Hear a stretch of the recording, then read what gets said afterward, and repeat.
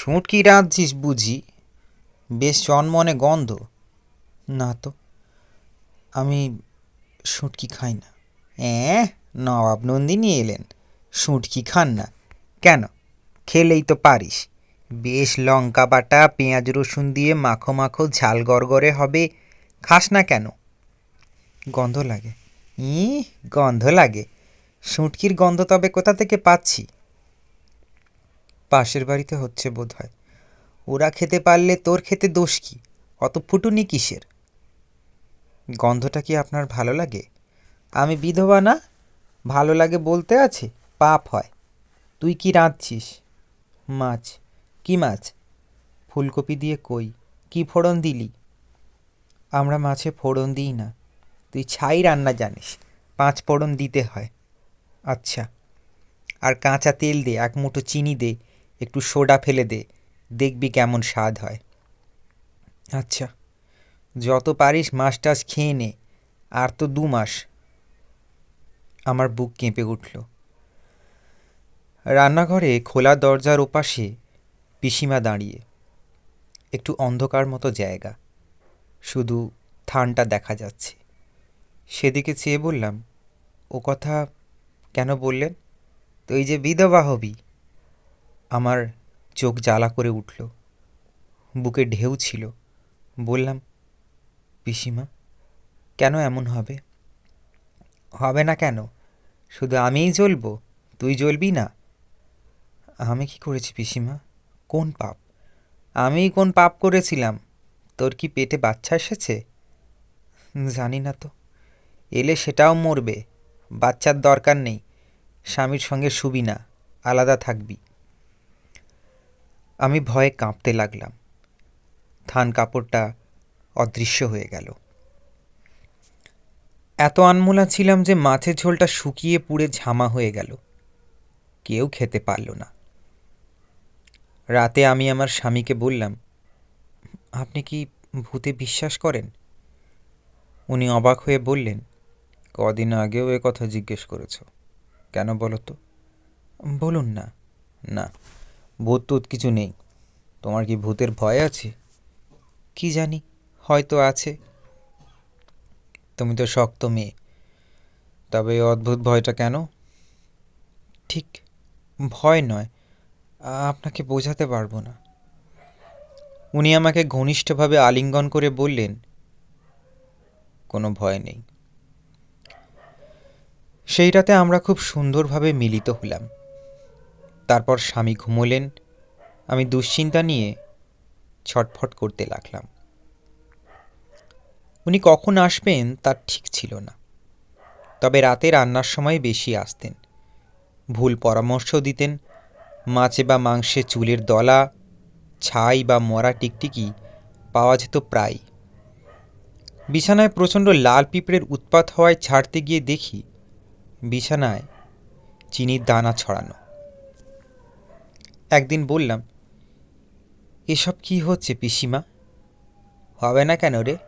আমি সংসারে কোন সুখটা পেয়েছি?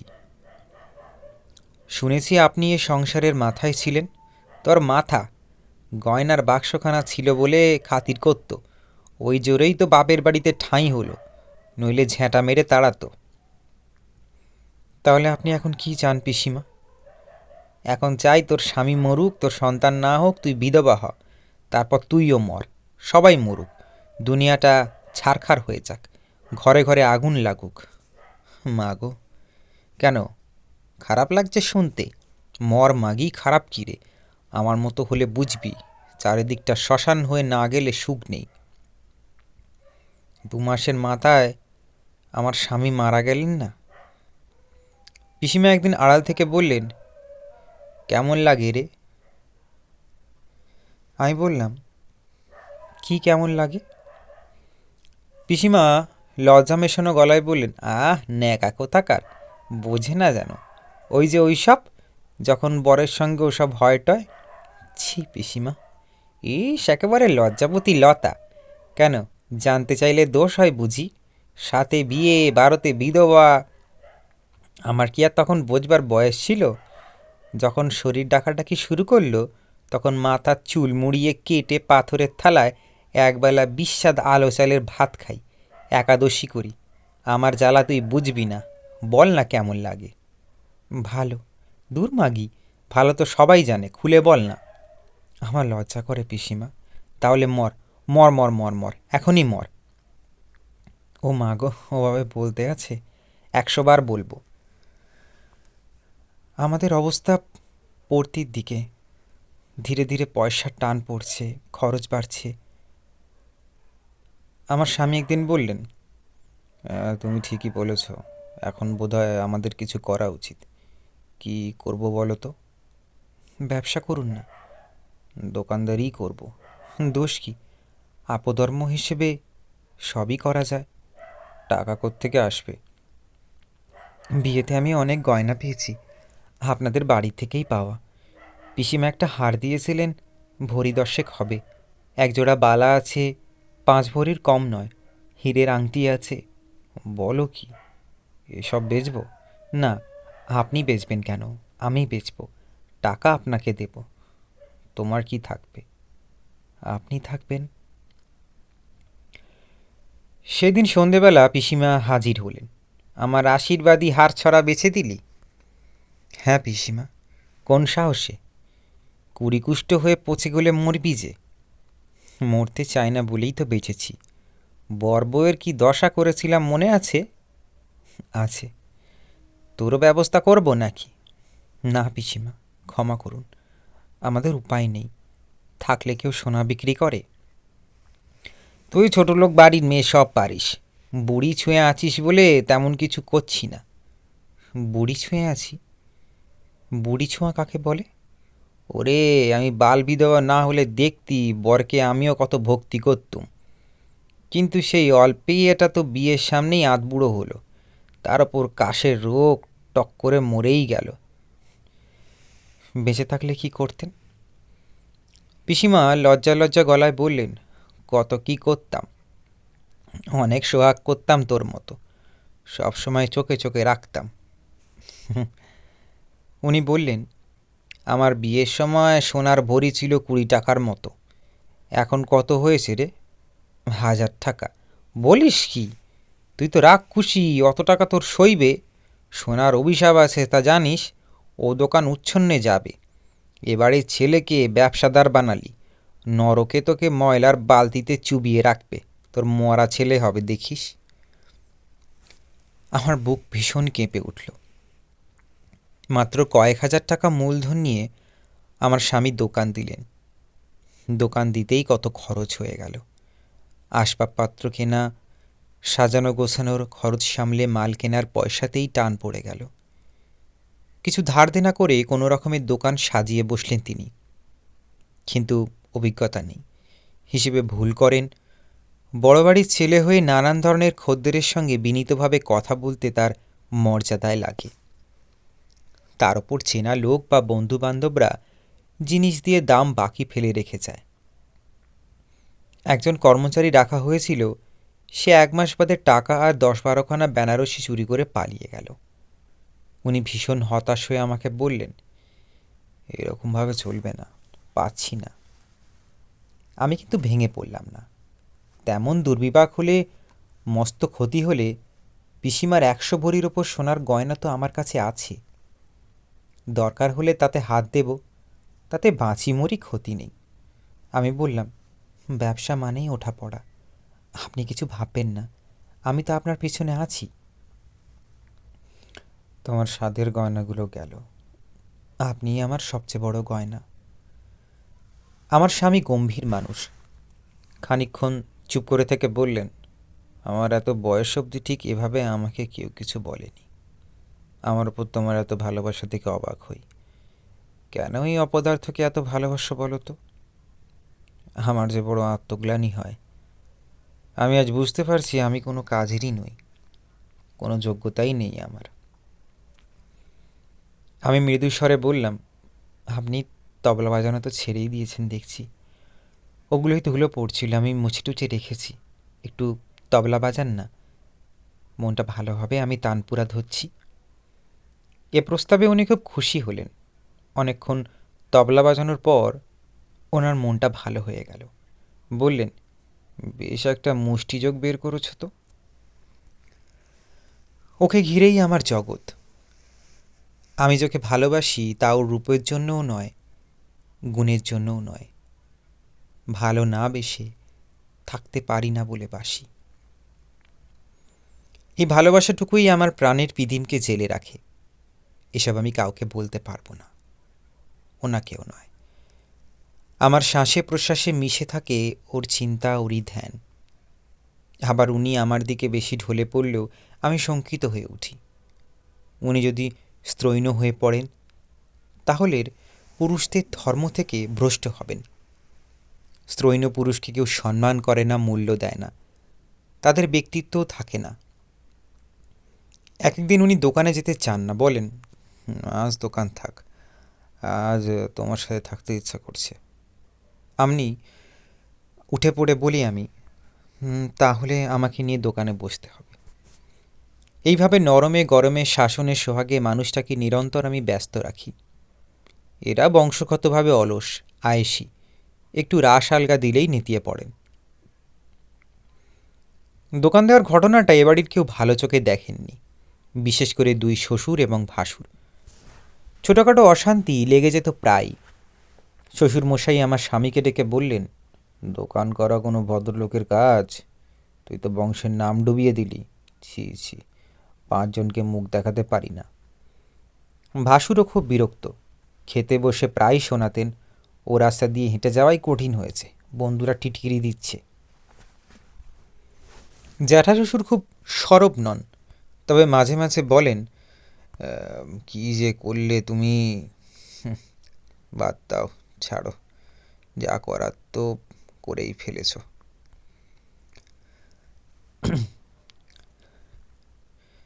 কিন্তু ঘাবড়ে আমি গেলাম। শ্বশুর ভাসুরের সঙ্গে খুব সামান্যই কথা হয়। আমি কি বুঝিয়ে বলতে পারবো? দুপুরবেলাটা খুব আনমনা কাটছিল। একা ঘরে হঠাৎকার উপস্থিতি টের পেতে তাকিয়ে দেখি ঘরের কোণে সেই ধান কাপড়, অস্পষ্ট অবয়ব। কিরে, এবার মজা বুঝবি? তোর শ্বশুর রাগী লোক, আজ তোকে জুটো পেটা করবে। আমি বললাম, করুক। শোন, যা বলছি তা ঠিক ঠিক করলে বেঁচে যাবি। কি করব?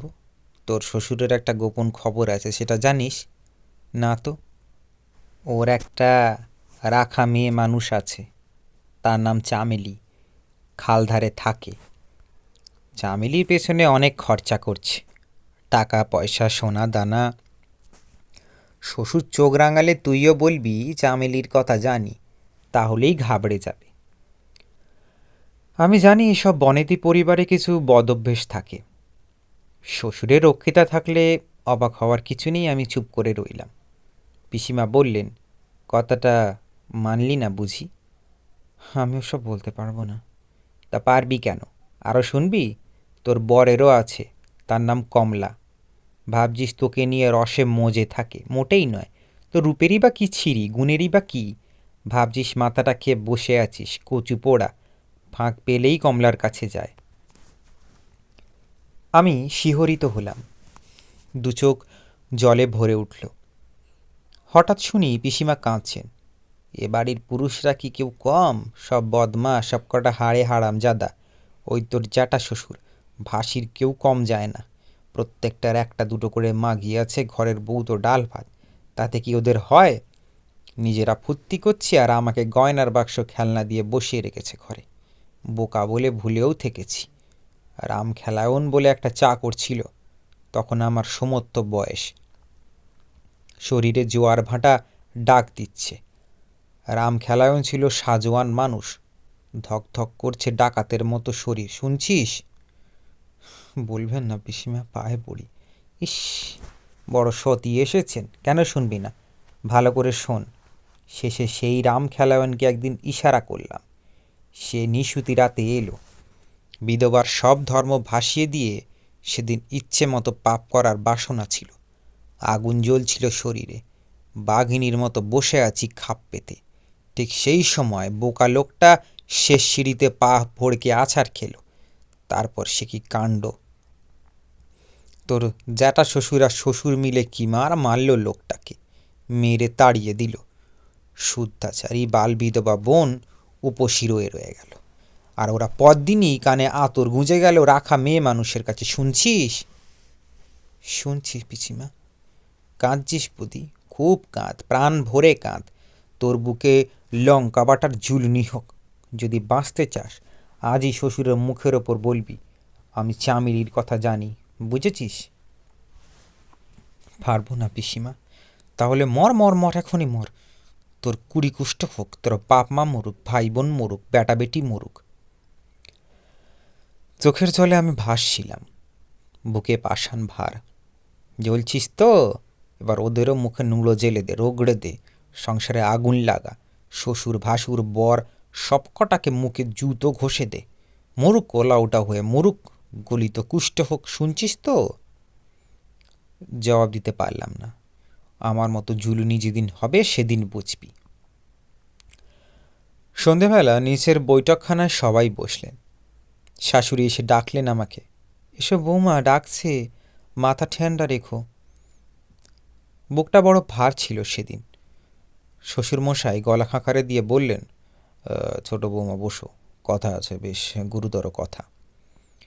আমি বসলাম না, দরজার পাশটিতে ঘোমটা দিয়ে দাঁড়িয়ে রইলাম। শ্বশুরমশাই বললেন, এইসব দোকান টোকান দিয়ে আমাদের যে বংশের বড় অপমান হয়ে যাচ্ছে, এটা তো মোটেই সম্মানজনক ব্যাপার হয়নি। আমাদের বংশের ছেলে সামান্য দোকানদার হবে, এটা কেমন কথা? আমি চুপ করে মাথা নত করে দাঁড়িয়ে রইলাম। জ্যাঠা শ্বশুর বললেন, আমরা এই শুনেছি বিয়ের সময় তোমাকে যেসব গয়না যৌতুক দেওয়া হয়েছিল সেগুলো বেচেই দোকান করা হয়েছে। গয়নাগুলো হলো তোমার গুরুজনদের দেওয়া আশীর্বাদ। তুমি আশীর্বাদের মূল্য দাও না, গয়না বিক্রি করায় যে তাদের অপমান হলো। ভাসুর বললেন, দোকানই বা দিতে হবে কেন? অন্য সব ব্যবসা তো আছে, দোকানেই ক পয়সা পায়। এই তো শুনলাম 1 মাসেই বহু টাকা ক্ষতি হয়ে গেছে, কর্মচারী চুরি করে পালিয়েছে। শ্বশুরমশাই বললেন, তোমার বক্তব্য এবার আমরা শুনতে চাই। যুগ পাল্টে গেছে। আগে বাড়ির বৌঝিদের মতামতকে মূল্য দেয়া হতো না, আজকাল তাদের মুখ ফুটেছে। তুমি বলো। আমি কোনো কথাই বললাম না। ওরা এখন উত্তপ্ত হয়ে আছেন। আমার কোনো কথাই ওদের গ্রহণযোগ্য মনে হবে না। শ্বশুরমশাই বললেন, রসময়ের গয়নাগুলো চুরি যাওয়াতে আমরা একটু মুশকিলই পড়েছি বটে, কিন্তু এসব কেটে যাবে। আমি বুঝলাম না এই পরিবারের আর্থিক সংকট কিভাবে কাটবে বলে উনি মনে করেন।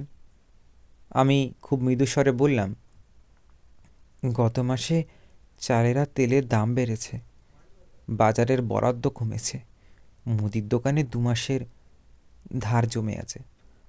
ওসব জানি, পাকিস্তানে আরও কিছু জমি আর একটা পুকুর শিগগিরই বিক্রি হয়ে যাবে। ও টাকা এলে আর চিন্তা নেই। আমি ঘরে চলে এলাম। একটু বাদে আমার স্বামীও এলেন। আমাকে বললেন, ওদের মতো হলো যে দোকানটা বিক্রি করে দেওয়া। আমি মৃদুস্বরে বললাম, কাল থেকে আপনাকে আর দোকানে বসবার দরকার নেই, আমি বসবো। তুমি? বলে তিনি হাঁ করে রইলেন। আমি ওর মুখের দিকে সজল চোখে চেয়ে বললাম, আপনাকে আজ আমার আর একটা কথা বলার আছে, অভয় দিলে বলবো। উনি অবাক হয়ে বলেন, বলো না। আপনি কি অন্য কোনো মেয়েকে ভালোবাসেন? কি বলছো? তার নাম কি কমলা? উনি যেন কুঁকড়ে গেলেন। এত অসহায় দেখালো লম্বা চওড়া সুদর্শন পুরুষটিকে। আমি বললাম, শুনুন, সংকোচ করবেন না। যদি কমলাকে আপনার প্রয়োজন হয় তাহলে আপনি ওকে বিয়ে করে ঘরে আনুন, আমি সতীন সহ্য করতে পারবো। উনি বিছানায় বসে দুহাতে মুখ ঢেকে ফেললেন। লজ্জা। আমি দু চোখে ধারা বিসর্জন করতে করতে বললাম, গোপনে তার কাছে যাওয়ার দরকার নেই। গোপন যেখানে ঘৃণা, লজ্জা, ভয়, সেইখানেই দুর্বলতা, সেইখানেই পাপ। আপনাকে সে পাপ আমি করতে দিতে পারি না। উনি অনেকক্ষণ মুখ ঢেকে বসে রইলেন। তারপর বিষণ্ণ লজ্জাতুর মুখখানা তুলে বললেন, তোমাকে কমলার কথা কে বলল? সেটা কি খুব জরুরি? উনি একটা দীর্ঘশ্বাস ছেড়ে বললেন, বিয়ে করার প্রশ্ন ওঠে না। তুমি আসার পর তার কাছে আমি খুব কমই যাই। শুনুন, অপরাধ নেবেন না। আপনি যাতে ভালো থাকেন আমি তাই চাই। সবচেয়ে বড় কথা, আমি আপনাকে নিয়ে গৌরব করতে চাই। আপনিই তো আমার অহংকার। আপনি কিছু গোপন করবেন না, এটুকু জানবেন আপনাকে খারাপ ভাববার সাধ্যই আমার নেই। তুমি আমাকে ঘেন্না করছো না? একটুও না। আপনি দয়া করে আমার কাছে ক্ষমা চাইবেন না, নত হবেন না। উনি বিস্ময় ভরে আমার মুখের দিকে চেয়ে থেকে বললেন, আমার বিশ্বাস হয় না। কি বিশ্বাস হয় না? তোমাকে রক্ত মাংসের মানুষ বলে ও কথা বললে আমার পাপ হয়। তার চেয়েও বড় কথা, আপনি নিজেকে সবসময় অপরাধী ভাবতে ভাবতে ছোট হয়ে পড়বেন। উনি আর একটা দীর্ঘশ্বাস ছেড়ে বললেন, তাহলে তোমাকে বলি, আমাদের দোকানের কর্মচারী ধীরেন টাকা পয়সা চুরি করে পালিয়েছে বটে, কিন্তু বেনারসিগুলো সে নেয়নি। কে নিয়েছে? কমলা? হ্যাঁ, একদিন দোকানে এসে নিয়ে গেল। এখন আর উদ্ধার করা যাবে কি? আমি মাথা নেড়ে বললাম, না, 20টা বেনারসি এমন কিছু দাম নয়। কমলা এটুকু পেতেই পারে। যদি তাকে বিয়ে করেন তাহলে সে তো আরও অনেক পাবে। উনি জেব কেটলেন। বিয়ের কথা তুলছ কেন? তাহলে কি ধরে নেব? যা হয়েছে তা আর হবে না। আমি মৃদুস্বরে বললাম, পুরুষেরা চঞ্চলমতি, বহুগামী হয়। আপনি যদি আবারও কাজ করেন তাহলেও কিছু মনে করব না, শুধু কথা দিন আমার কাছে গোপন না থাকে। উনি মুখ বিস্ময়ে শুধু মাথা নাড়লেন। ওর চোখে একটা ভয় বা আতঙ্ক দেখা দিল। উনি আমাকে স্বাভাবিক স্ত্রীলোক বলে ভাবতে পারছেন না আর, কিন্তু আমি জানি আমি খুব সাধারণ স্ত্রীলোক। আমি শুধু এই সংসার থেকে আমার পাওনাটুকুই কুড়িয়ে নিতে চাই আমার আঁচলে। বিরুদ্ধতা থাকবে, অদৃশ্য শত্রু থাকবে, দুর্বিপাক থাকবে, দৈব থাকবে, তার ভেতর দিয়েই তো যেতে হবে। বুদ্ধিভ্রংশ হলে তো চলবে না। আমি যদি কমলাকে নিয়ে ওর সঙ্গে ঝগড়া অশান্তি করতাম তাহলে ওকে পেতাম কি করে? বরং আহত পৌরুষ, অপমানিত অহং আরও শক্ত হতো। উনি জেদ করে কমলার কাছে আরও যেতেন। জ্বলে পুড়ে আমি খাক হতাম। তার চেয়ে আমি ওর দরজা খোলা রাখলাম। উনি ইচ্ছে করলেই অন্য মেয়ে মানুষের কাছে যেতে পারবেন, কিন্তু ওর আর যাওয়ার ইচ্ছে হলো না। সেদিন সারা রাত বারবার আমার ঘুম ভাঙল, আর আমি শুনতে পেলাম পিসিমা আমার ঘরে চারদিক ঘুরে ঘুরে কেবল বলছেন, মর মর মর মর মর, বিধবাহা বিধবাহা, কুড়ি কুষ্ঠ হোক। আমি শ্বশুর ভাসুরদের কথার প্রকাশ্যে প্রতিবাদ করিনি, কিন্তু আমি আমার স্বামীকে প্ররোচিত করতে পারলাম। বললাম, শুনুন, দোকানে আপনি না গেলে আমি যাব। সম্মান রাখতে গেলে আগে বাঁচতে হবে। উনি বললেন, ঠিক আছে, আমিই যাচ্ছি। আমি মাথা নেড়ে বললাম, আপনাকে একা দোকানের ভার দিলে আপনি হয়তো অস্বস্তিতে পড়বেন। আমিও থাকবো আপনার সঙ্গে। বাড়ির লোক কী বলবে? ওরা কয়েকদিন বলবেন, তারপর আর বলবেন না, সয়ে নেবেন। দিনকাল পাল্টে যাচ্ছে, ওরাও তো দেখছেন। মুখে প্রতিবাদ করলেও দোকান থেকে যদি আমরা লাভ করতে থাকি তাহলে ওরা একদিন সমর্থনও করবেন। তুমি বলছো, তুমি কখনো বোধহয় ভুল বলো না। ঠিক আছে, তাই হবে। ভাবালুতা আমার নেই। আমার আছে ভয়, আছে উদ্বেগ, আছে বাস্তব জগৎ থেকে যতখানি পারা যায় বেঁচে থাকার ঘুঁটিগুলি খুঁটে তুলে নেওয়ার চেষ্টা। আমরা দুজনে যখন দোকান আগলে বসতে লাগলাম তখন নানা ঘাত প্রতিঘাতে ওঠা পড়ায় লাভ লোকসানে আমাদের মধ্যে সত্যিকারের ভালোবাসা হলো। এলো বিশ্বাস, নির্ভরতা, পরস্পরকে আরও শ্রদ্ধা করা। উনি হিসেব রাখতে হিমশিম খান। স্টকের খোঁজ রাখেন না, ধারে মাল দিয়ে দেন। যতদিন কর্মচারী ছিল ততদিন তার ওপরেই নির্ভর করতেন। তাই মাত্র কদিনেই দোকানটার বড় দুর্দশা হয়েছে। হিসেব আমিও রাখতে জানি না, স্টক মেলানো কাকে বলে তাও কি জানতাম। কিন্তু সন্তান লালনের কিছু না জেনেও একজন মেয়ে যখন প্রথম মা হয় তার কি আটকায়? দোকান ছিল আমার সন্তানের মতো। ওকে সেটা বোঝাতে আমার একটু সময় লেগেছিল। আরও একটু সময় লেগেছিল গা থেকে জমিদারির ধুলো ঝেড়ে ফেলে শ্রমিকের মতো পরিশ্রমী করে তুলতে। দোকান লাভ দিতে শুরু করলো। এ শহরে পাইকারদের কাছ থেকে মাল কিনলে লাভ বেশি হয় না, কিন্তু কলকাতার বড় বাজার বা মংলাহাট থেকে কিনলে অনেক বেশি লাভ হয়। আমার স্বামীকে সেটা বুঝিয়ে বলে রাজি করালাম। অলস এবং ঘরকুনো লোকটি রাজি হচ্ছিলেন না। প্রথমে দুবার আমি সঙ্গে যাই, এরপর উনি একা যেতে লাগলেন। প্রতিদিন মানুষের রুচি পাল্টায়। এক এক বছর এক এক রং বা ডিজাইনের ভীষণ চাহিদা হয়। বুদ্ধি করে ফাটকা খেলতে হয়। আমরা সেসব মাথায় রেখে মাল কিনতাম। লাভ বাড়তে লাগলো। একদিন শ্বশুরমশাই সন্ধ্যের পর অপ্রত্যাশিত দোকানে হানা দিলেন। কোচানো ধুতি, গিলে করা পাঞ্জাবি, গলায় চাদর, হাতে ছড়ি, পায়ে নিউ কাট। চারদিক তাচ্ছিল্যের চোখে একটু তাকিয়ে দেখলেন। দোকানে তখন খদ্দেরের বেশ ভিড়। দাঁড়িয়ে দাঁড়িয়ে বিক্রি বাটা দেখলেন কিছুক্ষণ, তারপর চলে গেলেন। এলেন আবার কয়েকদিন বাদে। আমি বসতে চেয়ার এগিয়ে দিলাম। বসলেনও। বেশ বিক্রি দেখছি। আপনাদের আশীর্বাদে হয়। আমি আশীর্বাদ করিনি তো বৌমা, আমি তো অভিশাপই দিই। আমার কোনোটাই ফলে না। পাপী লোক তো। চুপ করে রইলাম। উনি বললেন, আমাদের কথা অমান্য করেছ, সেটা ভালো করনি, কিন্তু তুমি যা করো তা শেষ অবধি ভালোই হচ্ছে দেখছি। মাসে কত হাই হচ্ছে? 2-4 হাজার হবে। সে তো অনেক টাকা।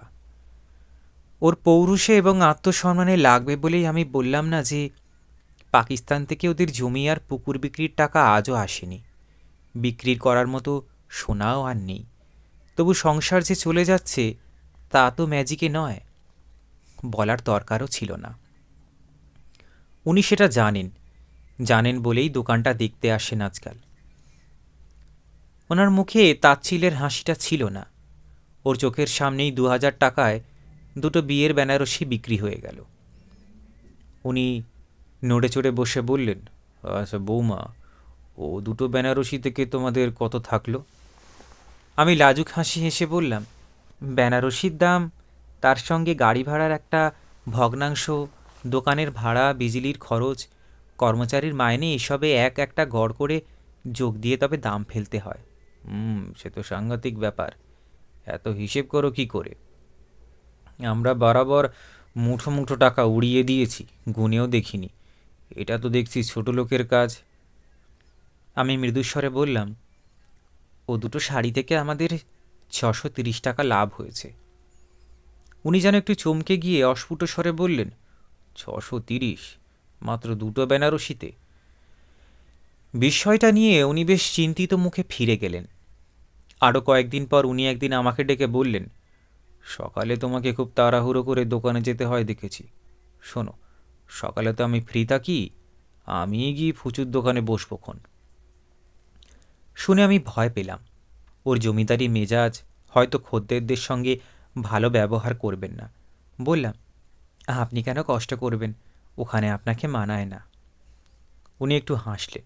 ভয় পেও না, ব্যাপারটা আমাকে একটু বুঝতে দাও। ভেবে দেখেছি, ভগবান মগজ বলে যে জিনিসটা দিয়েছিলেন সেটা কোনো কাজেই তো লাগালাম না। বুড়ো বয়সে একটু মগজের জড়ত্ব ছাড়ানোর চেষ্টা করে দেখিই না। আমি আর বাধা দিলাম না। উনি গেলেন। আমার স্বামী ফিরে এসে দুপুরে আমাকে বললেন, কী কাণ্ড, বাবা সব শাড়ির দাম বাড়িয়ে বাড়িয়ে বলছিল। দুজন খদ্দের ভেগে গেছে। বাবাকে পাঠালে কেন? উনি তো খেতে পর্যন্ত এলেন না। বললেন, তুই খেয়ে আয়, তারপর আমি যাব। উনি জোর করে গেলেন। থাক, বাবাকে আপনি এ নিয়ে কিছু বলবেন না। উনি লাভ বাড়াতে চাইছেন। প্রথম প্রথম ওরকম হয়। আমি আর স্বামী এ নিয়ে একটু হাসাহাসি করলাম। আমার স্বামী দোকানে ফিরে যাওয়ার পর শ্বশুর এলেন। অত্যন্ত উত্তেজিত, ঘর্মাক্ত, মুখ চোখ ঝলমল করছে। এসেই বললেন, বৌমা, এসব তোমার কর্ম নয়। আমি আজ 7টা শাড়ি বিক্রি করে এলাম, সব কটা চড়া দামে। একটা শাড়ির কোণে পেন্সিলে লেখা ছিল 50 টাকা। কি করলাম জানো? 50-এর আগে একটা 1 বসিয়ে দিলাম। সেই শাড়ি 150 টাকাতেই বিক্রি হয়ে গেল, বুঝলে? বাড়তি 100 টাকা লাভ। আমি মনে মনে প্রমাদ গুনলাম। দোকানের সুনাম সবে হচ্ছে, খদ্দের যদি শাড়িটা যাচাই করে তাহলে ফিরে এসে হয় ঝগড়া করবে, নয়তো ফেরত দিতে চাইবে। ভবিষ্যতে দোকানের ছায়াও মাড়াবে না। কিন্তু শ্বশুরকে সেটা বোঝানোর সাধ্য কী? উনি নতুন খেলনা পেয়ে শিশুর মতো উৎফুল্ল উত্তেজিত। শাশুড়ির কাছে ফলাও করে দোকানদারির গল্প করতে লাগলেন। নাওয়া খাওয়া মাথায় উঠল। শাশুড়ি আড়ালে ডেকে বললেন, তোমার দোকান এবার লাটে উঠবে। আমি হাসলাম। উনি বললেন, ভালো চাও তো শ্বশুরের দোকানের নেশা ছোটাও। আমি বললাম, থাক, সামলে নেব। পরদিন দুজন খদ্দেরের সঙ্গে শ্বশুরের তুমুল বচসা হয়ে গেল দাম নিয়ে। তারা দুধে খদ্দের। বলেছিল কয়েকদিন আগেই তারা যে শাড়ি 70 টাকায় এ দোকান থেকে কিনেছে তা 3 দিনের তফাতে 170 হয় কি করে? এ তো চোরের দোকান। শুনে শ্বশুর আস্তিন গুটিয়ে তাদের মারতে উঠলেন। আমার স্বামী মাঝখানে পড়ে ঠেকালেন। দুপুরে শ্বশুর বাড়িতে এসে তুমুল আস্ফালন করে বললেন, এই জন্যই তো বলি দোকানদারি হলো ছোট লোকেরই কাজ। যেসব লোক আমাদের জুতো বইবার যোগ্যতা রাখে না তারাও এসে চোখ রাঙায়। শাশুড়ি বললেন, তাহলে তোমার দোকানে যাওয়ার দরকারটা কি? চিরকাল শালগ্রাম শিলা হয়ে থেকেছ, এখনও তাই থাকো না, সংসার তো চালিয়ে নেওয়া হচ্ছে। উনি রেগে উঠে বললেন, কেন, আমি কি পারি না? কোনো দোকানদার যদি তোমাকে অপমান করে তাহলে তুমি কি আর তার দোকানে যাও? দোকানদার অপমান করবে আমাকে? কার ঘাড়ে কটা মাথা! তাহলেই বোঝো, দোকানদারের অপমান খদ্দের হজম করে না। তার আরও 10টা দোকান আছে। আমারও আরও 10টা খদ্দের আছে। না, তা নেই। একজন খদ্দের অপমান হয়ে গেলে, ঠকে গেলে, আরও 10টা খদ্দেরও কেটে পড়ে। তুমি কি ভাবো দোকানদারি মানেই হলো কম দামে কিনে বেশি দামে বেচা? তাহলে তো ভালোই ছিল। শ্বশুর গুম হয়ে রইলেন। কিন্তু পরদিন থেকে তিনি দোকানে যেতেন বটে, কিন্তু আর কোনো ঝামেলা করতেন না। বরং বুড়ো বয়সে তিনি নতুন করে জিনিসের দাম ফেলার হিসেব শিখতে লাগলেন মন দিয়ে। একদিন বললেন, দেখো বৌমা, লোকে দরাদরি করতে ভালোবাসে। 2 টাকা দাম কমাতে পারলে মনে পড়ে মস্ত জিত হলো। তোমার ফিক্সড প্রাইসের দোকানে সেই সুখ নেই। আমি বলি কি, তুমি বাঁধা দরের সিস্টেমটা তুলে দাও, দাম একটু বাড়িয়ে রাখো, দরাদরি করে খদ্দের ওটুকু কমিয়ে নেবে আর খোশ মেজাজে জিনিস নিয়ে যাবে। আমি মৃদুস্বরে বললাম, সেটা তো ঠিক কথা। উনি খুশি হয়ে বললেন, তাহলে কাল থেকে তাই করব তো? আরে করুন না, তবে মুশকিল হলো অনেকেই জেনে গেছে এই দোকানে বাঁধা দরে জিনিস বিক্রি হয়, কাজেই কেউ দর করবে না, 2-1 জন নতুন খদ্দের ছাড়া। উনি ভাবিত হয়ে বললেন, তাই তো, তাহলে তো সমস্যা দেখা দেবে। উনি নিজে থেকেই পরিকল্পনাটা ত্যাগ করলেন। আমি হাঁপ ছেড়ে বাঁচলাম। এরপর থেকে শ্বশুর সকাল বিকেল দুবেলাই দোকানে যেতে লাগলেন। বলতে নেই, উনি চমৎকার চালাতে লাগলেন ব্যবসা। আমাকে মাঝে মাঝেই বলতে লাগলেন, না, এ কাজে বেশ থ্রিল আছে, সারাটা দিন বেশ কেটে যায়, 5টা লোকের সঙ্গে আলাপ পরিচয় হয়, নিত্য নতুন মানুষ দেখি, না, সত্যিই একটা নতুন অভিজ্ঞতা। আমার যা ওপর থেকে নাবেন না। বাতের ব্যথা, ব্লাড প্রেশারের শয্যাশায়ী, সম্ভবত ঘটনার বছরখানেক পরেও উনি আমার সম্পর্কে ভয়টা কাটিয়ে উঠতে পারেননি। আমি তাই ওপরে যেতাম না। ভাসুর আমার জায়ের ঘবার বই নিয়ে দিয়ে আসতেন, আমার সঙ্গেও দেখাই হয় না। একদিন সন্ধেবেলায় উনি আমাকে ডেকে পাঠালেন। গেলাম। উনি আমার দিকে না তাকিয়ে দেয়ালের দিকে চোখ ফিরিয়ে রাখলেন। বললেন, অপরাধ নিও না, একটা কথা বলতে চাই, না বলে উপায় নেই। আমি ঘরে ঢুকিনি, দরজার চৌকাঠের বাইরে দাঁড়িয়েছিলাম, পাছে উনি ভয় খান। বললাম, বলুন। আমাদের অবস্থা খুব খারাপ। আমার স্বামীর হাতে পয়সা নেই, ঘরে সোনাদানা নিয়েও যে বেচবো, আমাদের আর চলছে না। আমাকে কি করতে বলেন? তোমাকে আর কি বলবো, আমাকে বান মেরে অকেজো করে রেখেছ, মারোনি সে তোমার দয়া, কিন্তু এখন আর মরতে আমার ভয় নেই। বিছানায় শুয়ে বেঁচে থাকাও যা, মরাও তাই। আমি বান মারতে জানি না। উনি আঁচলে চোখের জল মুছতে মুছতে বললেন, ভাতে মারোনি সেও তোমার দয়া, তন্ত্রমন্ত্র জানো, মারণ উচ্চাটন বশীকরণ জানো, তোমার অসাধ্য কিছু নেই, শুনেছি নিজে শ্বশুরকে দোকানের কর্মচারী বানিয়ে রেখেছ। ভুল শুনেছেন, আমি তর্ক করতে চাই না। তুমি ইচ্ছে করলে আরও অনেক কিছু করতে পারো, সংসার ছাড়খাড় করতে পারো, সবই মানছি, কিন্তু ভয় পেলে আমার চলবে না, তাই বলছি। একটু খুলে বলুন দিদি। বলতে ভয়ও করছে, তবু জানতে চাইছি, সে গয়নার কি সবটাই বেচে দিয়েছ? এ কথা কেন? মস্ত দোকান করেছ শুনলাম, অনেক টাকার ব্যাপার। দোকান আমার গয়না বেচে করেছি। আমি আর কারোর গয়নার কথা জানি না। আমি তো ভাগ চাই না, রাগ করছো কেন? আমি ভিক্ষে চাইছি। যদি কিছু অবশিষ্ট থেকে থাকে তাহলে দয়া করে আমাকে কিছু দাও। আমি জানি ভয়ের চেয়েও লোভের জোর বেশি। লোভ মানুষকে ভয় টপকাতে শেখায়, জয় করতে শেখায় না। আমার যা আমাকে জমের মতো ভয় পান, কিন্তু লোভ সামলাতে পারছেন না। উনি চোখের জল মুছছেন বারবার। বললেন, যা করলে তার বিচার ভগবান করবেন, কিন্তু আমাদেরও কিছু পাওনা ছিল, এটা ভুলে যেও না। আমার স্বামী খুব লজ্জার মধ্যে আছেন, মুখ ফুটে কিছু বলতে পারেন না তোমাকে। ওর বড় অভাব, আমার চিকিৎসা অবধি বন্ধ হওয়ার জোগাড়। ওনার বয়স তো বেশি নয়, উনি ইচ্ছে করলেই তো রোজগার করতে পারেন। রোজগার করবে, কিভাবে করবে? আগে ইচ্ছেটা তো হোক। উনি হঠাৎ আমার দিকে এক পলক তাকালেন, মরিয়া হই বোধ হয়। সেই চোখে আমি এক পলকে গভীর ঘৃণা, বিতৃষ্ণা আর ভয় একসঙ্গে দেখতে পেলাম। উনি মুখটা আমার দিকে ফিরিয়ে বললেন, উনি লেখাপড়া বিশেষ শেখেননি, ম্যাট্রিক পাশ থেকে চাকরি দেবে। আমাদের গয়নার বাক্সও নেই যে দোকান দিয়ে বসবো। ইচ্ছের কথা বলছো? ওর ইচ্ছে থাকলে উপায় নেই, মন মরা হয়ে থাকেন সবসময়। কেবল বলেন, ফুচু কেমন দাঁড়িয়ে গেল, কত পয়সা হচ্ছে ওদের, আর আমাদের শুধু কোঁচার পত্তন। তাই বলছি, আজ আমাদের কিছু ভিক্ষে দাও।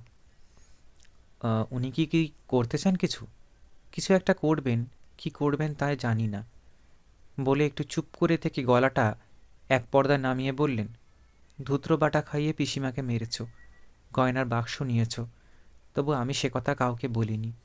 বিষ বিছের মতো চেপে রেখেছি নিজের বুকে। আমার প্রতি তোমার একটু কৃতজ্ঞতা থাকা উচিত। ধুত্র বাটা খাইয়েছি, এ কথা কে আপনাকে বলল? উনি যেন এ প্রশ্নে একটু ভয় খেয়ে বললেন, রাগ করো না, আমি তো আর থানা পুলিশ করতে যাচ্ছি না, এমনকি তোমার ভাসুরকেও কখনো বলিনি। এই যে মুখ বন্ধ করে আছি, এর কি কোনো দাম নেই বলো? কি বলবো তা ভেবে পেলাম না। বেশিরভাগ মানুষেরই অভ্যেস হলো, যেখানে বলার কথা কিছু নেই সেখানেও অকারণে কথা বলে যায়, প্রয়োজন থাক বা না থাক। ওই অভ্যেসটা আমার নেই। আমি অকারণে অযথা কথা বলি না, প্রয়োজন না থাকলে একদমই নয়। তাই এখনও আত্মপক্ষ সমর্থনের জন্য বা ওর সন্দেহ নিরসনের জন্য আমি বৃথা চেষ্টা করলাম না। আমি জানি, যাই বলি না কেন উনি বিশ্বাস করবেন না। উনি আমার দিকে না তাকিয়ে বললেন, চলে গেছো নাকি? না। আপনার কথা কি শেষ হয়েছে? তুমি তো কিছুই বললেন না, কি ধরে নেব? আমি চুপ করে দাঁড়িয়ে রইলাম। উনি আর একবার আমার দিকে চাইলেন, চোখ জ্বলছে। বললেন, তার মানে তুমি কিছুই দেবে না আমাদের? কিছুই না? আমি নীরবে চেয়ে রইলাম, মুখে কোনো উত্তর নেই আমারও। দেখলাম ওনার চোখের আগের আগুনটা দপ করে জ্বলে উঠল।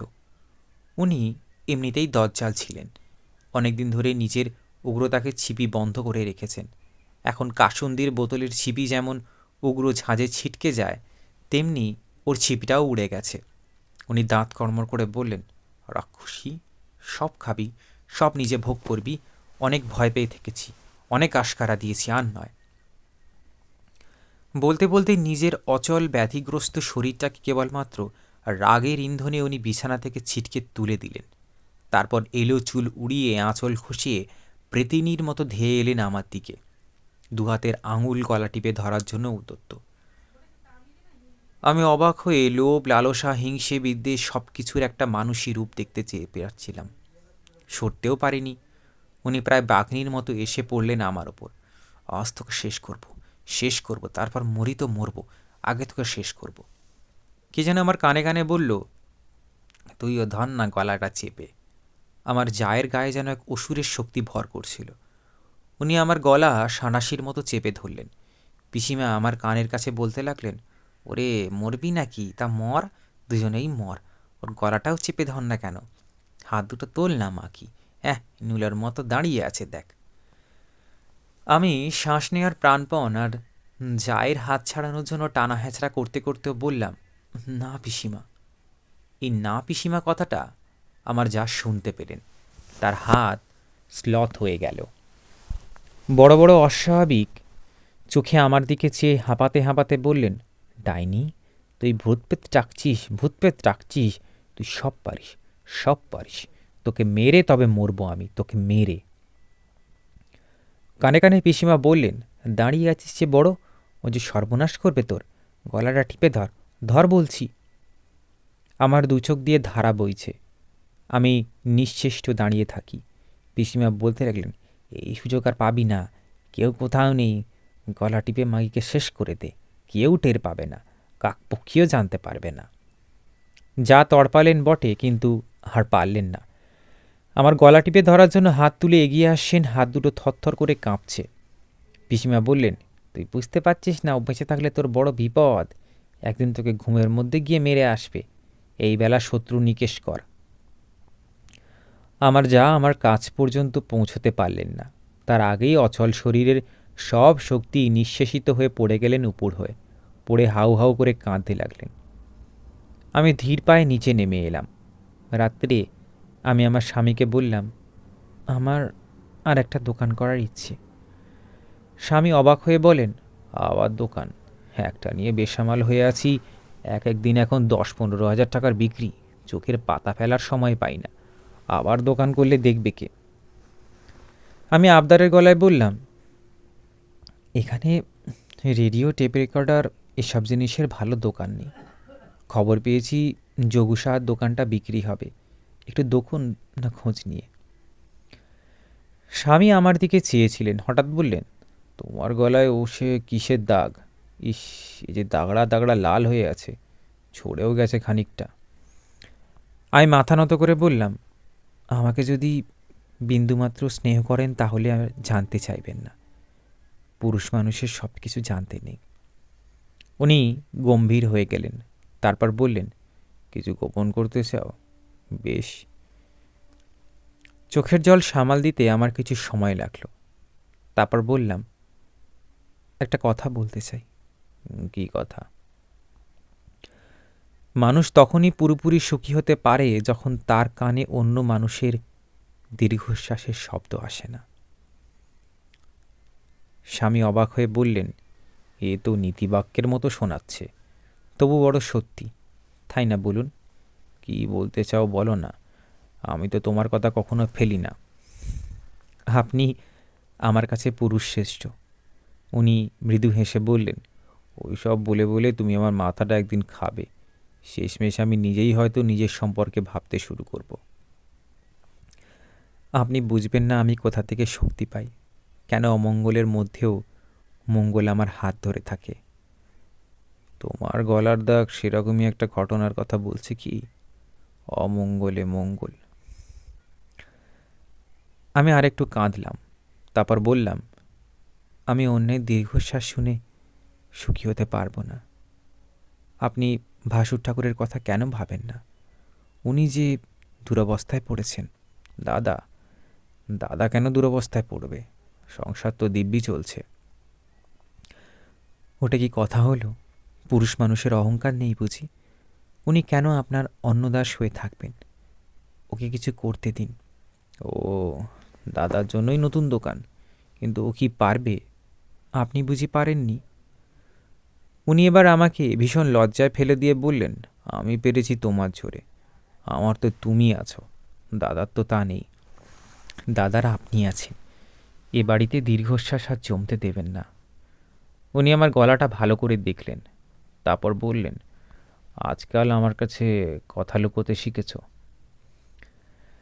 আমি অশ্রুনয়নে বললাম, না, লুকোবো না, কিন্তু সব কথারই উপযুক্ত সময় আছে, নইলে হিত কথাও বিপরীত হয়। কথারও লগ্ন আছে, দিনক্ষণ আছে। আজ নয়, সময় হলে বলবো। উনি একটা শ্বাস ফেলে বললেন, বেশ, আমি অপেক্ষা করব। দোকান কেনার তোড়জোড় শুরু হওয়ার পর আমার শাশুড়ি আমাকে ডেকে একদিন বললেন, শুনছি তুমি তোমার ভাসুরের জন্য দোকান করে দিচ্ছ। আমি মৃদু হেসে চুপ করে রইলাম। উনি আমার মাথায় একটু হাত রেখে বললেন, তোমার মনটা বড় ভালো, কিন্তু একটা কথা আছে। কি কথা? তোমার ভাসুর এ বাড়ির আর 5জন পুরুষ মানুষের মতোই অহংকারী মানুষ। সে হয়তো আজ বিপাকে পড়ে তোমার দান নেবে, কিন্তু চিরকাল মনে একটা চিমটি থেকে যাবে। তাছাড়া তোমাদের মাথার ঘাম পায়ে ফেলা পয়সা, ও যদি ব্যবসায় মার খায় তাহলে জলে যাবে। সব ঠিক হয়ে যাবে মা, তোমার কেবল ওই কথা। শোনো, এ বাড়ির ধাঁচ আমি ভালোই জানি। আমার লুকোনো কিছু গয়না আর মোহর এখনো আছে, শেষ সম্বল। তবে ও দিয়ে আর আমার কোনো কাজ নেই। এ বাড়ির উড়নচণ্ডীদের হাত থেকে এতকাল রক্ষে করে এসেছি। তুমি এগুলো বেচে দোকানটা কেনো, তাতে তোমার ভাসুরের মনে আর কোনো কাঁটা থাকবে না। কেন মা? শেষ সম্বল যখন ওটা থাক না। জমিয়ে রাখা তো কোনো মানে নেই, বরং কাজে লাগুক, ফলন্ত হোক। অপব্যয় না হলেই হলো। দোকানটা তোমার ভাসুরকে দেবে বটে, কিন্তু নিজে নজরে রেখো, তোমার ভরসাতেই দিচ্ছি। আমি আর আপত্তি করলাম না। কথাটা জানতে পারার পর আমার ভাসুরও যেন স্বস্তি বোধ করলেন। তার মুখে অনাবিল হাসি দেখলাম। দোকান খুলে ভাসুর বসলেন। আমি দুবেলা গিয়ে খুব বিনীতভাবে, খুব সন্তর্পণে তাকে কিছু কিছু পরামর্শ দিতে লাগলাম। উনি বিনা আপত্তিতে আমার কথা মতো চলতে রাখলেন। দোকানে বসে তিনি আনন্দও পাচ্ছিলেন, কেননা সারাক্ষণ দোকানে গ্রামাফোন আর টেপ রেকর্ডারে গান হয়, রেডিও চলে, একঘেয়েমি নেই। দোকান ধীরে ধীরে চলা শুরু করলো। একদিন গভীর রাতে ঘুম থেকে কে ডেকে তুলল আমায়। চোর চোর, চোর ঢুকছে ঘরে, ওঠ ওঠ ওঠ শিগগির, আমার সর্বস্ব নিয়ে যাবে রে হতবাগি। তোর যাই যাক, আমার গয়না গেলে তোকে জ্যান্ত ফেলে দেবো মজা কুঁয়োয়। আমি ধর্মর করে উঠে বসলাম। সত্যিই আমাদের শিওরের জানলায় দুটি ছায়ামূর্তি দেখা গেল। তারা গরাত কাটছিল। আমি টর্চ জ্বালাতেই লুকিয়ে পড়ল তারা। আমি স্বামীকে ডেকে তুললাম। কিছু চেঁচামেচি হইচই হলো, কিছু ওর অবশ্য ধরা পড়ল না। স্বামী ফের ঘুমোলেন। আমার ঘুম এলো না। অন্ধকারে পিসিমার থানের আভাস দেখতে পাচ্ছিলাম। তোর এত মোষের মতো ঘুম কেন রে মাগি? গয়নাগুলো পাহারা দিতে পারিস না? খুব স্বামীর সঙ্গে জড়াজড়ি করে শুয়ে থাকা, মর মর মর। তোর লাজ লজ্জা নেই? তো দেয়ালা কি সেটে বেশ্যার মতো সেজে গুজে থাকে সন্ধেবেলা বরকে ভোলাতে? তোর কেন শোধ হয় না, বাত হয় না, ক্ষয়কাশ হয় না? এ বাড়ির ছেলেকে ভেড়া বানিয়ে রেখেছি, থু থু থু। অমন ভালোবাসার মুখে থু থু থু।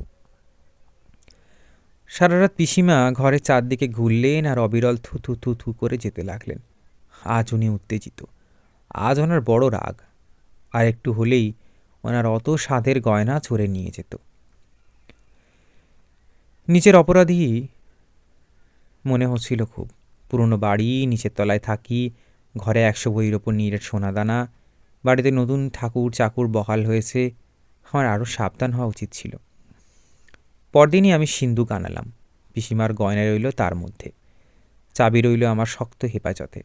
আমাদের টাকা হচ্ছে এক একদিন দোকানে বিক্রির পরিমাণ 20,000ও ছাড়িয়ে যায়। সিন্দুক সেদিক দিয়েও আমাদের নিশ্চিত করল। বিয়ের 4 বছর পর একটু পাপ ছুঁয়ে গেল কি আমাকে? একটু কাঁপিয়ে দিয়ে গেল কি আমার ভীত ভূমিকম্পে? ঝড় এসে এলোমেলো করে দিচ্ছিল কি আমার খোলা জানালা দরজার ঘর? এবার সেই কথা বলি। আমার স্বামীকে প্রায় কলকাতা যেতে হয়, দিল্লি বা বোম্বাইও যেতে হয় বেনারস, কাঞ্চিপুরম। আমাদের দোকান আরও বড় হয়েছে। 5 জন কর্মচারী খাটে। আমি এক বজ্ঞা এক ধরনের মাল আনা পছন্দ করি না। স্বামীকে বলি, আসল দোকান থেকে জিনিস আনা দরকার, নইলে আমরা পুরনো আর একঘেয়ে হয়ে যাব খদ্দেরের কাছে। দামও পড়বে বেশি, আর পাইকাররাও আমাদের ঠকায়। আমার স্বামী আগের মতো অলস নেই। তিনি সদা প্রস্তুত, তৎপর।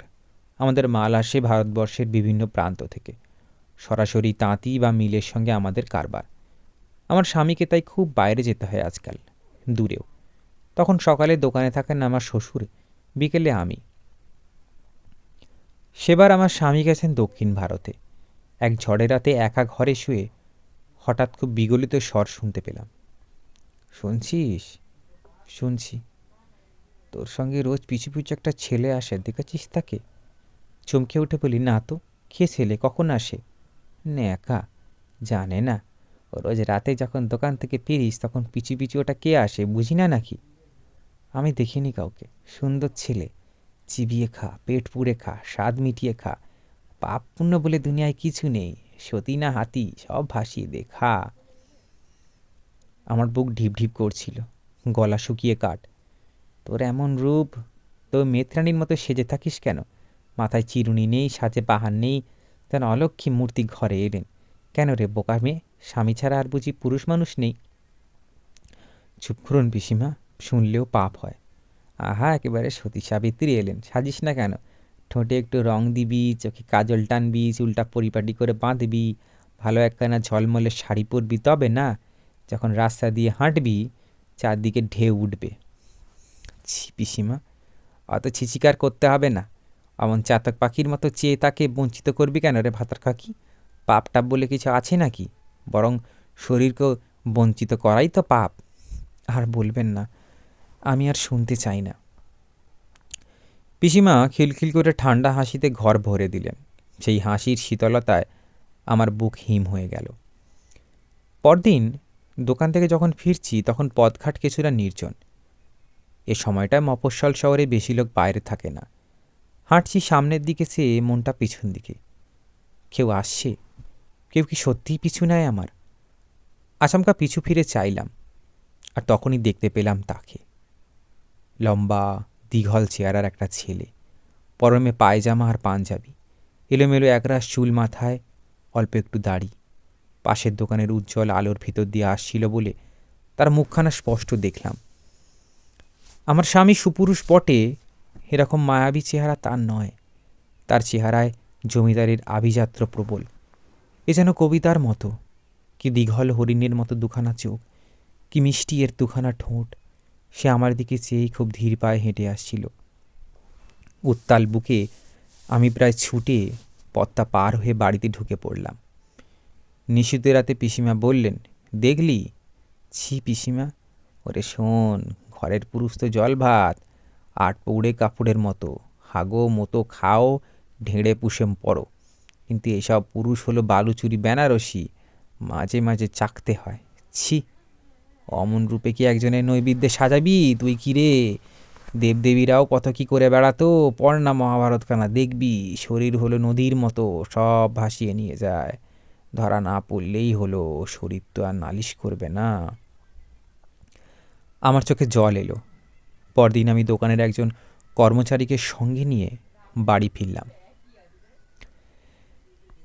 একবারও পিছু ফিরে তাকাইনি। দিন তিনেক এরকম চলল। 4 দিনের দিন ফের একা ফিরছিলাম। পাহারাদার নেয়ার কোনো মানেই হয় না। ছেলেটা তো আর আমাকে আক্রমণ করবে না, পিছু নিলে নেবে। কয়েক পা যেতে না যেতেই আমি টের পেলাম পেছনে কেউ আসছে। সেই কি? ঠিক আন্দাজ মতো জায়গায় আমি মুখ ঘুরিয়ে তাকালাম। সেই, আজও তার মুখে আলো পড়েছিল। বুকের ভিতরটা এমন ধকধক করতে লাগলো কেন যে? না, আমি আজ আর ছুটলাম না। একটু কাঁপা বুক নিয়ে স্বাভাবিক হেঁটে ফিরে এলাম। নিশুদ রাতে পিসিমার বিগলিত কণ্ঠস্বর বলল, ভালো নয়, তোকে বলেছিলাম কি না? অত লজ্জা কিসের তোর, অত তাড়াই বা কিসের? একটু ঢং করে হাঁটবি, মুচকে একটু হাসবি, চোখে একটু ইশারা করবি। তুই যে কিছুই শিখিস নি বোকা মেয়ে। রোজকার ভ্যাত ভ্যাতে ওই একটা মাত্র আলুনি পুরুষ তোর ভাল লাগে? ভগবান তাহলে তোকে এত দিলেন কেন? এত রূপ, এত গুণ, চোখে এত দেয়ালা, একবার ডুব দিয়ে দেখ না। আপনি কি আমাকে ছাড়বেন না পিসিমা? আমি কি দোষ করেছি? বড় বড় কথা বলিস নি তো সাতপাতারি, ঢের চেনা আছে। 7 দিনের মাথায় আমি আর থাকতে পারিনি। দোকান থেকে ফিরছি একা। যখন টের পেলাম সে আজও আসছে, তখন হঠাৎ আমার সারা শরীরে রিমঝিম করে উঠল রাগ। আমি ঝটকা মেরে ঘুরে দাঁড়ালাম। ছেলেটাও থতমত খেয়ে দাঁড়িয়ে গেল। আমি তার দিকে এগিয়ে গিয়ে মুখোমুখি দাঁড়িয়ে কড়া গলায় ধমক দিয়ে বললাম, কি চান বলুন তো? রোজ পিছু নেন কেন? ছেলেটা এত ঘাবড়ে গেল যে বিহল হয়ে চেয়ে রইল শুধু। তারপর অস্ফুট স্বরে কি একটা বলে মাথা নিচু করে দ্রুত পায়ে পালিয়ে গেল। আমার বয়স মাত্র 22, ডগমগে যুবতী। কিন্তু সংসারের জন্য ভেবে ভেবে আর নানা কাজে জড়িয়ে বয়সের কথা ভুলেই ছিলাম, যেন 7 বুড়ির 1 বুড়ি। রূপের কথা ভাবি না, সাজের কথা ভাবি না, কটাক্ষ নেই। একটা মানুষকে ঘিরেই যেন আমার লতিয়ে ওঠা। কিন্তু আজ বয়স যেন ডাক দিল আমার বিস্তৃত যৌবন। আমার রূপ ফুঁসে উঠে যেন আমাকে বলল, আমরা কি বৃথা ফিরে যাব? পিসিমা নিশুতি রাতে এসে বলল, আলাপ করলি বুঝি? না, আমি ওকে ধমকে দিয়েছি। পিসিমা খিলখিল করে হেসে উঠে বলে, বেশ করেছিস। প্রথম প্রথম একটু কড়া হওয়া ভালো, তাতেই হামলে পড়বে। যা হ্যাংলা হয় পুরুষেরা, আস্তে আস্তে সুতো ছাড়বি, খেলিয়ে খেলিয়ে তুলবি, তারপর ঘরে এনে কপাট বন্ধ করে চিপিয়ে খা, ছিবড়ে করে ফেল। আমি কানে হাত চাপা দিলাম। অনেক সতী দেখেছিল, পেটে খিদে মুখে লাজ। কাল সবুজ রেশমের কাপড়খানা পরিস, বেশ দেখায় তোকে। অত ডগডগে করে সিঁদুর দিস কেন? একটু ওর চিহ্ন রাখলেই হয়। আপনি যান পিসিমা। কেন যাব? তোর বাপেরটা খাই না পড়ি। ওরে শোন, শ্রী রাধিকাও তোর চেয়ে কম ছিল না। তা বলে কি শ্রীকৃষ্ণের সঙ্গে ফষ্টি করতো না? দোষ হলে করতো ওরকম। আমার বুকে কেমন জ্বালা করছিল। সারা রাত আমি চেয়ে জেগে রইলাম, ছেলেটা কি চায়, কেন আসে। পরদিনও ছেলেটা পিছু নিল, তবে অনেক দূর থেকে। তাকে আমি দেখতে পেলাম। আমার কান্না পাচ্ছিল। কেন কষ্ট করছে ছেলেটা? কেন অপমান সইতে আসে? কি লাভ ওর? দুদিন পর একটু বৃষ্টি হলো। গ্রীষ্ম শেষের প্রথম বৃষ্টি। পদঘাট ভিজল, বাতাস ঠান্ডা হলো। মেঘ কেটে অপরূপ এক চাঁদ উঠল আকাশে। রোজকার চাঁদ নয়, এ যেন রূপকথার জগৎ থেকে আমাদের আকাশে ভেসে এলো। গাছের পাতায়, ভেজা পথে, ছোট ছোট জমা জলের গর্তে ছড়িয়ে দিল হাজারো টুকরো। পথে পা দিয়ে আমি বুঝলাম আজ বড় মাতাল দিন। আজ যেন বাঁধ মানছে না সুন্দর। আজ বড় বাড়াবাড়ি। আজ উতরোল হাওয়া। আজ কেউ বশ মানছে না যেন। আজ সব ওলট পালট। আজ কোন কারিগর পুরনো পৃথিবীর সব মাল মশলা নতুন করে ছেনে মেখে গড়েছে অন্য একটা জগৎ। আকাশে এত তারা তো থাকে না কখনো। আমি কি উড়ে যাচ্ছি হাওয়ায়, জ্যোৎস্নায়? আমি আজ নরম করে মুখ ফিরিয়ে দেখলাম পিছনের পথে কেউ নেই। সে আজ পিছু নেয়নি আমার। এই জ্যোৎস্নার পাগল রাতে সে এলো না বুঝি। আজ যেন আমারও একটু প্রতীক্ষা ছিল। মনটা একটু ম্লান আর বিস্বাদ হয়ে গেল কি। অভ্যেস তো। আমি শূন্য পথটাকে একটা অস্পষ্ট ধিক্কার দিয়ে ধীর পায়ে হাঁটছিলাম। আস্তেই হাঁটা যাক, হয়তো সে আসবে, হয়তো সময় যায়নি। সে পেছনে ছিল না, ছিল সামনে। হঠাৎ আমাকে আপাদ মস্তক চমকে দিয়ে সে নির্জন পথে আমার পথ জুড়ে দাঁড়ালো। দীঘল চেহারা, দুটি অপরূপ হরিণের চোখ, মাথায় মস্ত চাঁদ। আমি মুগ্ধ অবাক হয়ে দাঁড়িয়ে পড়েছি কখন। লজ্জাহীন চোখে তাকিয়ে আছি। দুটি চোখে কি গভীর মায়া, দুটি ঠোঁটে কি অফুরান আকুলতা।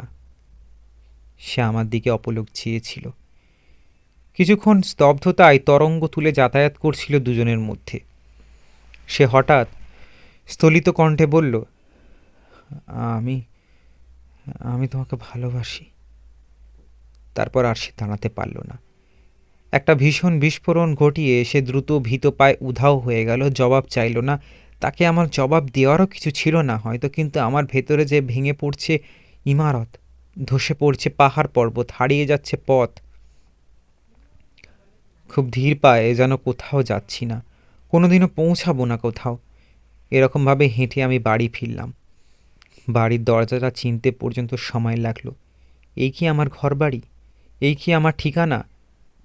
বালিশ ভিজিয়ে কাঁদলাম সারা রাত। পিসিমা প্রগাঢ় স্বরে বললেন, কাঁদলে অনেক ময়লা কেটে যায়। ধর্মকর্ম, বারব্রত, জাত ধর্ম, ওসব হলো ময়লা। সব পরিষ্কার হয়ে যাক, তারপর গাং পেরিয়ে যাক, কত সুখ দেখবি। সুখ পিসিমা? আমার যে ভেতরটা পুড়ে যাচ্ছে। খাক হয়ে যাক, পুড়ে যাক জঞ্জাল।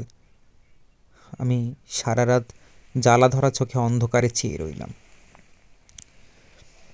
পরদিন ভোরবেলা উঠে সদর দরজাটি খুলতেই দেখি দরজার বাইরে চৌকাঠের পাশটিতে কে একটি বৃষ্টি ভোজা রক্তগোলাপ রেখে গেছে, কয়েকটা সবুজ পাতা আর ডাঁটি শুদ্ধ, তখনও ফোটেনি আধফোঁটা। আমি ফুলটা তুলে নিলাম, এনে জলে ভিজিয়ে রাখলাম ঘরে। ফুটুক, ফুলটা ফুটুক। প্রতিদিন পিছু নিত সে, প্রতি সকালেই রেখে যেত রক্তগোলাপ। আমার কি পাপ হলো? আমি কি মনে মনে আমার শক্ত বাঁধন কেটে নৌকা ভাসালাম পাগলা স্রোতে? ভোরবেলা একদিন আমার ক্লান্ত স্বামী ফিরলেন। দরজা খুলে আমি অবাক বিস্ময়ে বললাম, আপনি কোথায় ছিলেন? আপনি একদিন কেন ছেড়ে থাকেন আমাকে? বলতে বলতে আমি কেঁদে ফেললাম, বারবার মাথা টুকতে লাগলাম ওনার বুকে। উনি আমাকে জড়িয়ে ধরে বললেন, আরে কী কাণ্ড, কেঁদো না কেঁদো না, আমি তো কাজেই গিয়েছিলাম, আপনি আমাকে ছেড়ে কোথাও যাবেন না আর। রক্তগোলাপটি আজও রাখা ছিল চৌকাঠে। আমার স্বামী না দেখে সেটিকে পদপিষ্ট করে চৌকাঠ ডিঙিয়ে এলেন। আজ আর আমি গোলাপটি তুলে নিলাম না। রাতে আমি নতুন চাদর পাতলাম বিছানায়, পরিপাটি করে পেতে দিলাম বালিশ, ফুলের পাপড়ি ছড়িয়ে দিলাম একটু সুগন্ধ। উনি শুতে এসে বিছানার দিকে চেয়ে বললেন, আজ কি ফুলশয্যা? আমি তৃষিতের মতো তাকে আলিঙ্গন করলাম, অস্ফুট স্বরে বললাম, আমাকে দিন। কী কাণ্ড লতা, আমার সবই তো তোমার, আমি আপনাকে আরও চাই, আরও চাই, আপনাকে দিন। ঘরের চারদিকে অশান্ত এক কণ্ঠস্বর ঘুরে বেড়াচ্ছে, পাপ করলি না, অভিসার হলো না তোর, ওলাউটে হওয়ার মর, সান্নিপাতিক হয়ে মর, আমি কালসাপ হয়ে তোর বরকে খাবো, মরবি মরবি। আমি আমার স্বামীকে আকর্ষণ করলাম বিছানায়। আমি আর দেরি করতে পারি না, আমার চোখ ভেসে যাচ্ছে জলে, আমার বুক পুড়ে যাচ্ছে তাপে। কণ্ঠস্বর অভিশাপ দিচ্ছে, খা খা খা খা খা। আমি চোখ বুজে স্বামীকে শক্ত করে ধরলাম বুকে, অধরে অধর। আমি মনে মনে বলতে লাগলাম, স্তব্ধ হও প্ররোচনা, শান্ত হও তাপিত হৃদয়, জন্ম নাও, জন্ম নাও জন্মের যন্ত্রণা, জন্ম নাও আমাদের ভেতর দিয়ে, শীতল হও, জড়িয়ে যাও। বাইরে আমাদের ঘরের চারপাশে শব্দটা ঘুরছে আর ঘুরছে, খা খা খা খা খা। আমি বললাম, নিভে যাক বুকের আগুন, শান্ত হোক কামনার জ্বালা, আত্মদমনের যত ক্লেশ শান্ত হও, এ তোমার জন্মের সময়, শান্ত হও, এ বড় সুন্দর মুহূর্ত, কোল জুড়ে এসো তুমি, বুক জুড়ে এসো, জন্ম নাও জন্ম নাও জন্ম নাও। শব্দ মিলিয়ে গেল চিরকালের মতো, সম্পূর্ণ হলো আমাদের মিলন। 10 মাস পর আমার মেয়ে হলো। বসন্তকালে তার জন্ম বলে আমরা তার নাম রাখলাম বসন। বাড়ির কোথাও পিসিমার ছায়া নেই, শব্দ নেই, বাড়ি শান্ত, ভারমুক্ত। আমি বারবার বসনকে এসে দেখি, সে যেন একরাশি ফুলের মতো বিছানায় শুয়ে থাকে, এত তার রূপ। আমি তাকে আদর করতে করতে মাঝে মাঝে জিজ্ঞেস করি, চিনতে পারো আমায়? চেনো এই বাড়ি? মনে পড়ে না? অবোধ শিশু চেয়ে থাকে। অনেকদিন বাদে এ বাড়িতে একটি শিশু জন্মালো, তাকে নিয়ে যে টানা হ্যাঁচড়া তা বলার নয়। শাশুড়ি জপতপ প্রায় ছেড়েই দিয়ে নাতনি নিয়ে পড়ে থাকেন। শ্বশুরমশাই মাঝে মাঝেই দোকানে কামাই দিতে লাগলেন। জ্যাঠা শ্বশুর নিচের ঘরে বড় একটা আসতেন না, আজকাল দুবেলা ঘন ঘন যাতায়াত। ভাসুরবাই জিপে এত মুগ্ধ যে খেলনায় ঘর ভরে ফেলতে লাগলেন। বসনের সময় কাটে কোলে কোলে, আদরে আদরে। তাকে কেউ 1 মিনিট ছাড়তে চায় না বলে সে হামা দেওয়া শিখতে পারল না সময় মতো, হাঁটতে শিখল আরও দেরিতে। বসনকে দেখতে এলেন না আমার যা, তিনি নিচে নামতে পারেন না। বাত, ব্লাড প্রেশার আরও নানা উপসর্গ নিরানন্দে ঘিরে আছে তাকে। বসন যখন একটু একটু হাঁটতে শিখল, তখন একদিন সবার অজান্তে কোন ফাঁকে দুপুরবেলা সিঁড়ি দিয়ে টুকটুক করে ওপরে উঠে গিয়েছিল। তারপর টলমলো পায়ে সে আমার জায়ের দরজায় গিয়ে দাঁড়ালো, মুখে আঙুল পুড়ে পরম বিস্ময়ে দেখতে লাগলো যাকে। যা বসনকে দেখে চেঁচিয়ে উঠেছিলেন, কে কে রে? বুঝতে বোধহয় একটু সময় লেগেছিল তার। এ হলো সেই ডাইনির মেয়ে। তিনি বিছানা থেকে হাত নেড়ে তাড়িয়ে দিলেন, যা যা যা যা, চলে যা এখান থেকে। কোথায় অভিপ্রেত তারা, কোথায় নয়, এটা বাচ্চারা ভালোই বোঝে। বসন তাড়া খেয়ে ভয় পেয়ে ফিরে আসতে গেল, কিন্তু নামতে গিয়েই ঘটল বিপত্তি। সিঁড়ি দিয়ে হুমড়ি খেয়ে গড়িয়ে পড়তে লাগলো সে। সিঁড়ির পর সিঁড়ি। কোথা থেকে অচল শরীরে বিদ্যুৎ প্রবাহ এলো যে জানে। যা প্রায় উড়ে এলেন তার বিছানা ছেড়ে। 6 সিঁড়ি নিচে নেমে তুলে নিলেন বসনকে। ব্যথায় নীলবর্ণ হয়ে গিয়েছিল বসন। শব্দ পেয়ে পাঁচু যখন ওপরে গেল, তখন যা বসনকে কোলে নিয়ে কাঁদছেন, জলপট্টি দিচ্ছেন ব্যথার জায়গায়। বাড়ি ছিলাম না। দুপুরে ফিরে শাশুড়ির কাছে ঘটনাটা শুনলাম। উনি মুখ চুন করে বললেন, বড্ড দামাল হয়েছে মেয়েটা। একটু চান করতেই গেছে, সেই ফাঁকে ওপরে গিয়েছিল। তারপর কি কাণ্ড। আমি ভয় পেয়ে বললাম, দিদির ঘরে? হ্যাঁ মা, এখনও সেই ঘরে আছে। কি হচ্ছে কে জানে।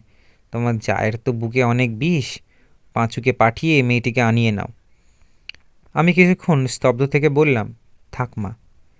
ঠাকুর এসে বলল, বড় বৌদি বসনকে ভাত খাওয়াবেন বলে ভাত চেয়ে পাঠালেন, নিয়ে যাব? আমি বললাম, যাও। এরপর থেকে বসন রোজ ওপরে যেত বড় মার কাছে। কাউকে জয় করতেই সে বাকি রাখল না। আমি তাকে একা পেলে এখনও তার মুখে চিহ্ন খুঁজি। তাকে বলি, মনে পড়ে না গয়নার বাক্স? মনে পড়ে না জ্বালা যন্ত্রণা? মনে পড়ে না তোর? বসন দুর্বোধ্য নানা শব্দ করে কি বলে কে জানে।